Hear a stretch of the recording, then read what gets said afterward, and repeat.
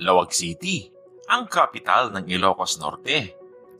Meron palang mga nakatagong grupong Young at Heart. Kilalanin natin ang Ilocos Norte Toy Collectors.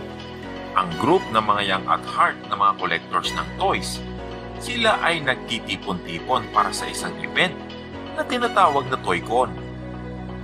Isa ito sa mga inaabangan ng mga toy enthusiast para makita ang mga display na toys. Ang mga member nito ay talaga namang nakakahanga ang kanilang mga koleksyon na nakadisplay. In Ilocos Norte, where the winds do blow, a group of collectors with a passion to show. Toys of all kinds, a treasure to see. We gather around a family. We're toy collectors, united as one. Laughter and joy, our bond has just begun. Sharing our treasures, our hearts beat as one. Brothers in toy, forever under the sun. We share our stories of vintage and rare. Our eyes light up with each new find we share.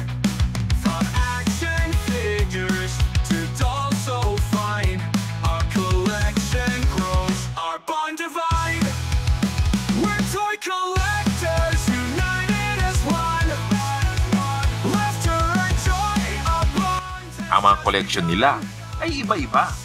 May anime, Disney, cards, comics, Hot Wheels, mecha at iba pa. Kaya hindi nakakasawang tignan ang mga ito. Mula sa mga vintage toys hanggang sa mga pinakabagong releases. Makikita mo ang lahat dito sa ToyCon. Ang layunin ng kanilang grupo ay to strengthen the bond of toy collectors dito sa Ilocos Norte. Dito, natututunan nila ang kahalagaan ng pagkakaibigan, respeto at brotherhood. At ngayong taon, muling nagbabalik ang ToyCon. May mga bagong exciting exhibits at activities. Makikita mo ang mga pinakabagong koleksyon ng mga miyembro ng INTC. Now our legacy will live on and on, a bond of friendship forever strong.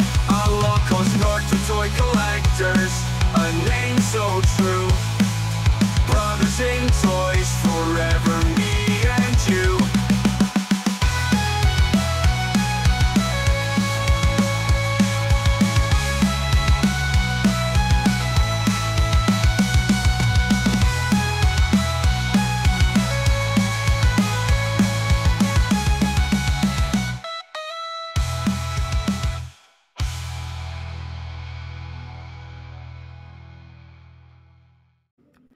Kaya't sa pagdiriwang ng ToyCon 2025, isang event na puno ng saya, koleksyon at pagkakaibigan.